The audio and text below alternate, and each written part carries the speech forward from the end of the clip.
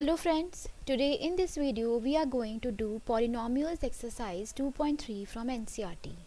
Before starting the exercise, we should know about what is a remainder theorem.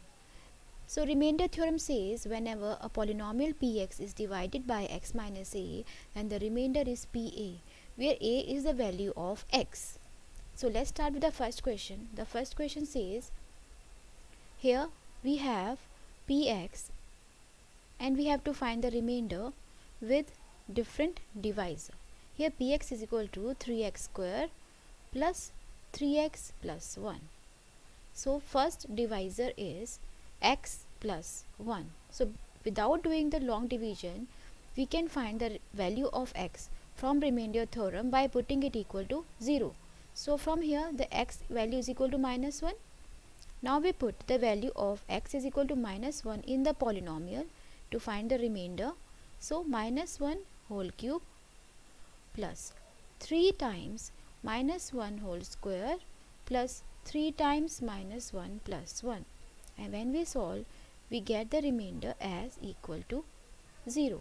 So in this case the remainder is 0. That means x plus 1 is a factor of this polynomial.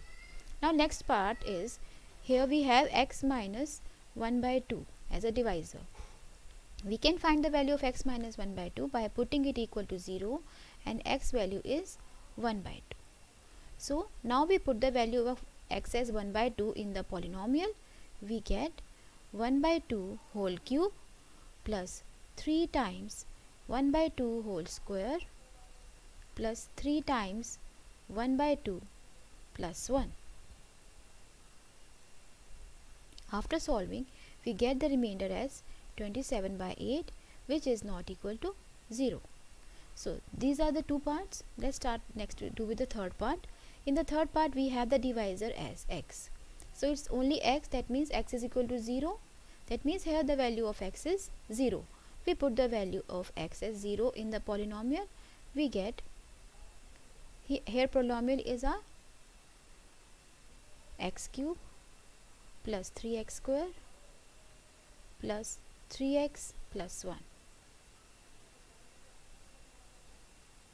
So when we put here p equal to 0, x is equal to 0, we have 0 whole cube plus 3 times 0 whole square plus 3 times 0 plus 1.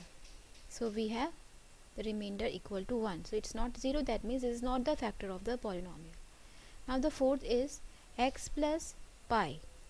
So from here the value of x is minus pi. So we put x is equal to minus pi in the complete polynomial. We get minus pi whole cube plus 3 times minus pi whole square plus 3 times minus pi plus 1. Then we have minus pi cube plus 3 pi square minus 3 pi plus 1, which is the remainder. Now next one, fifth part. Here we have the divisor as 5 plus 2x. So from here we can find the value of x as 2x is equal to minus 5 and x is equal to minus 5 by 2. Now we put the value of x as minus 5 by 2 in the polynomial. We get minus 5 by 2 whole cube plus 3 times minus 5 by 2 whole square plus 3 times minus 5 by 2 plus 1. So when we solve, we get the remainder as minus 27 by 8, which is also not equal to 0. So these are all the remainders which we found by using the remainder theorem. So that was the first question. Let's do the second question. In the second question we have px is equal to x cube minus ax square plus 6x minus a, and the divisor is x minus a. We have to check whether we have to find the value of the remainder. So we can find the value of remainder by using remainder theorem. So here the value of x is equal to a, right? X minus a is equal to 0, then x is equal to a.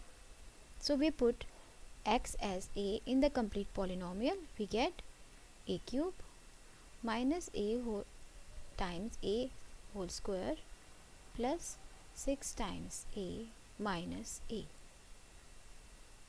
Then a cube minus a cube plus 6a minus a. Then this get cancelled and we have the remainder as 5a. Next we have the third one. We have to check whether 7 plus 3x is a factor of the polynomial 3x cube plus 7x.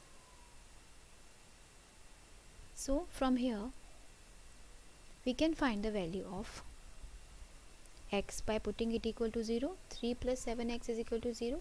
So x is equal to minus 7 by 3. Now we put the value of x in the polynomial, like 3 times minus 7 by 3 whole cube plus 7 times minus 7 by 3. So when we solve, we get minus 343 times 9 minus 49 by 3, and when we solve we get a fraction of like minus 590 by 9, which is not equal to 0. Therefore 7 plus 3x is not a factor of 3x cube plus 7x. That's all from this exercise. Thank you for watching my video, and don't forget to subscribe and like my channel so that you get notified whenever I upload my next video.